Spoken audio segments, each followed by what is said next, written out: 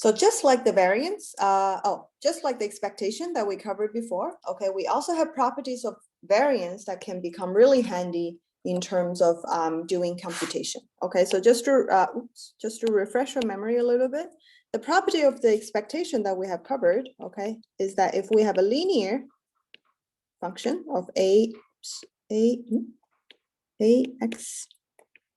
sorry, my pen, I don't know, okay, plus b, okay, yeah, so we know that it could be rewritten as a expectation of x, okay, plus b, okay, so that was my pen, yeah, so that was the result, okay, we have as property of variance, we show why that is the case, okay, so here we wanted to show you that if you have a linear function of, again, ax plus b, okay, we wanted to show you how to get it to be done for the variance of ax plus b, okay? So again, this is actually just a result. I should have just highlighted over here, okay? So how can we write out, okay, as the variance, okay? And the variance of ax plus b, keep in mind, we can always use this simple, like the common simplification of doing it, okay? So let's just do the step one by one to make sure that we can follow this general step of the derivation, okay? All right, so first thing first, okay, we go back to this simplification over here, okay? So now instead of x, our random variable is ax plus b, so it's a function of x, okay? So going back to the definition, what we do is that we have ax plus b, okay, minus, okay, the expectation of ax plus b, okay? Oops, let me do this, okay? And then this whole thing is taking the square. Okay, so that's the definition. Okay, alrighty. So with that in mind, well, we're taking the square, right? So just like how we show the simplification, how it works, we're gonna expand the square term over here as well. So to do that, let's first of all simplify this a little bit. Okay, so this, if you remember, okay, will be a ex, okay, and then minus b.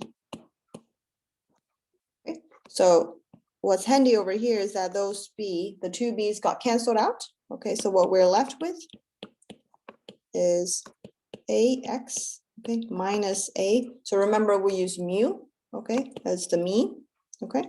So we have all of this. Alrighty, so then now let's expand the square term. So we have a squared, right? And then x minus mu squared. And then again, a is a constant, right? And it's expectation, so we can bring out that a squared, okay? And then we get expectation of x minus mu squared. Once we come to here, notice that this is actually our definition of the variance, okay? So since that is the case, we are able to simplify this further as a squared of the variance of x, okay?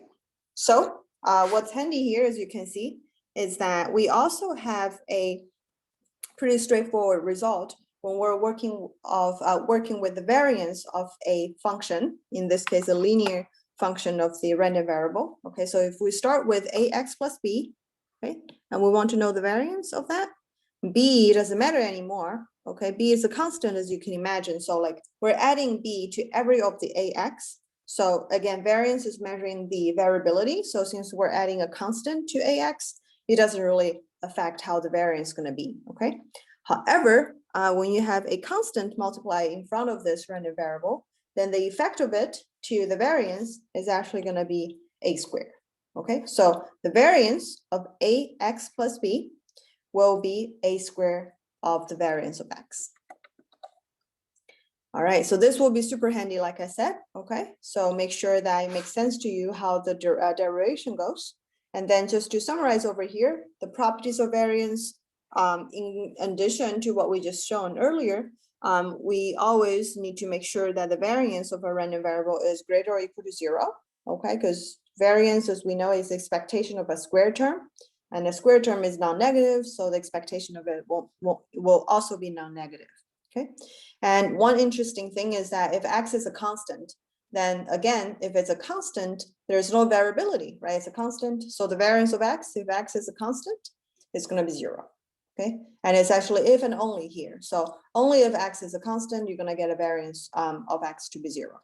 Okay, and what we have seen just now is that if a and b are constants, then the variance of x plus b is a squared times variance of x. Okay, of course, there could be further simplification. For example, if there is no plus b, then variance of ax will just be a squared times variance of x. If a is 1, okay, then 1 squared is 1. So variance of x plus b just equals to variance of x. Okay, so this again is a demonstration here that b is a constant. Okay, if you're adding a constant to your random variable, it doesn't affect its variability. So that's why the variance of x plus b will just be variance of x. Okay, lastly, just like what we said earlier, if we're having a constant, which is b, say in this case, then the variance of it, because it's a constant, then we're always going to have variance of 0.